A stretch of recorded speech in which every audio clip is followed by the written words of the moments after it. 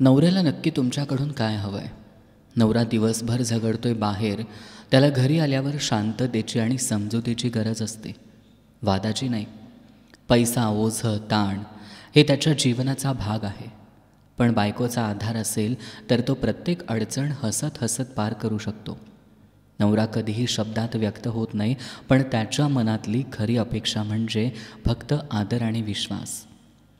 जीवनाची लढाई एकट्यानं नाही जिंकता येत. त्याला हवं असतं की बायको त्याच्यासोबत खंबीरपणे उभी राहावी. सुखी संसार पैशांनी नाही तर नात्यांमध्ये असलेल्या प्रेम, संयम आणि एकमेकांना समजून घेण्याने होतो. जर तुम्हाला आनंदी राहायचं असेल तर तुमच्याकडं काय आहे यावर जास्त लक्ष द्या, इतरांकडे काय आहे यावर नाही.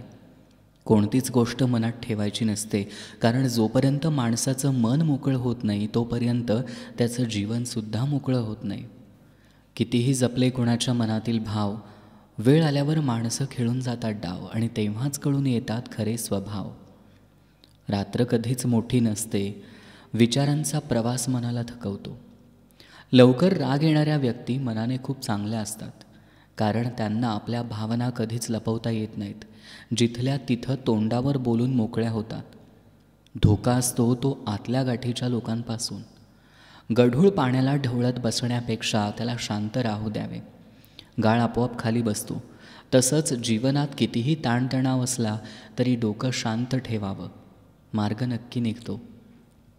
आयुष्यात अशा एका व्यक्तीचं असणं गरजेचं असतं, ज्याला मनाची परिस्थिती सांगायला शब्दांची गरज पडणार नाही. बरं चाललंय आयुष्यात हे आपण कुणालाही सांगू शकतो, पण खरं काय चाललंय आपल्या आयुष्यात हे सांगायला जवळचा माणूस लागतो. ज्या गोष्टी आपल्या हातात नाहीत किंवा ज्या गोष्टी आपण बदलू शकत नाही त्याचा मानसिक त्रास करून घेण्याऐवजी त्यांना मनातून मोकळं करावं. वाईट वेळ आज ना उद्या निघून जाते, पण एक गोष्ट लक्षात ठेवायची, ती वाईट वेळेत बदललेली माणसं. माणसात पण किती फरक असतो ना. काही माणसं आयुष्यभर इतरांच्या सुखासाठी झिजतात, तर काही माणसं इतरांना सुखी पाहून जळतात. वैवाहिक जीवनात नात्याला नेहमी वेळ द्या, कारण नात्यात दुरावा हा वेळ न दिल्यामुळंच येतो. एखाद्याचे उपकार फेडता नाही आले तरी चालतील, पण त्यानं आपल्यासाठी काय केलं आहे त्याची जाणीव मात्र आयुष्यभर ठेवा.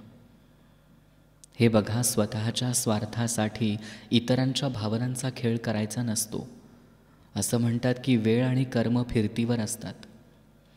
समजावून सांगितल्यानं लोक समजले असते तर बासुरीवाल्यानं महाभारत होऊच दिलं नसतं.